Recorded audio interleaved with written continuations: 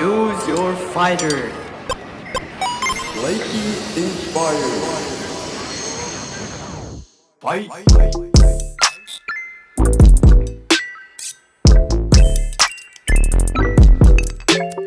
Hello, bullet journal spreads and supplies for beginners. Let's get into it. Also, really hope you guys enjoyed that intro because it took me so long to edit. Starting out with the basic essential bullet journal supplies, here at level 1 we have a paper-rich dotted journal. This is not the notebook that I personally use, but it's great for beginners and relatively cheap, so that's a bonus. The most important thing about your journal though is that you find a paper type that works for you. Most creatives use a dot grid pattern and paper thickness of 100 to 160 GSM, which should hold most dry art mediums. Moving on up to level 2, here we have the black pen. Exciting, huh? It's good though to have a sturdy, dependable pen that you can use to schedule tasks and write to-dos on an everyday basis. Usually I use a Prroobaably gel pen, which was gifted to me by the company, but because gel pens can smear, it might be good to also look into some flat-tipped fine liners. And here are some examples on the screen. I won't mention this as a separate level, but if you draw in your bullet journal, make sure to have a pencil and eraser on hand too. Tired of this song? Yeah, me too. Be lucky you didn't have to edit with it. Level 3, for stationery essentials, we have markers, and for beginners, I'd recommend Crayola Super Tips. Everyone and their grandma talks about these pens, but that's because they're extremely cheap, very versatile, and have a wide color variation. Another option are brush pens, for example, Zebra and Tombow. These are more popular in the bullet journal world because they're dual-tipped, but the brush pen end is meant for calligraphy, and although it can be used as a regular marker, it can be harder to control. However, that brings us into the 4th and final stationery level,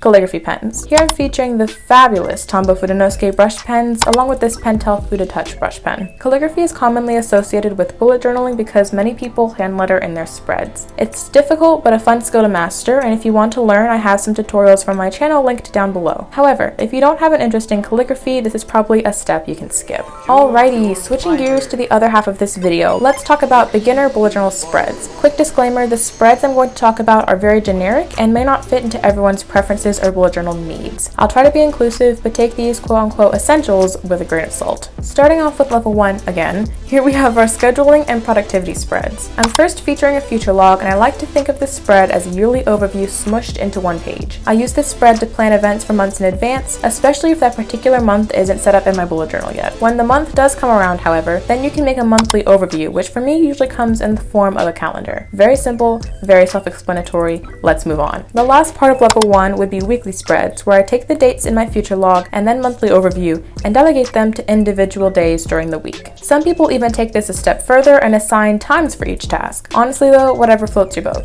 On to level 2. So if we categorize the last step as productivity spreads, here we have artsy spreads. And of course, I had to mention a cover page. Absolutely unnecessary, but super fun to draw out. Most creatives make a cover page for each month to introduce the change in theme. What is a theme, you ask? Another popular thing bullet journal people do is come up with a design motif to decorate their spreads with for each month. This usually comes in the form of a doodle they can replicate, a singular color scheme, or even just a box style that's consistent throughout the month. And last but certainly not least, level 3, which is reference spreads, aka spreads that help you make other spreads. Dang. The first example here is a key, which I don't personally use, but many other creatives do. Basically, it's a page with a list of bullet and dot types to categorize events versus to-dos, holidays versus birthdays, etc. as you write them in your journal. Another reference spread example would be the all-powerful grid spacing sheet. In this spread, you list measurements for splitting a page into halves, thirds, and quarters, and this is immensely helpful when designing spreads in the future.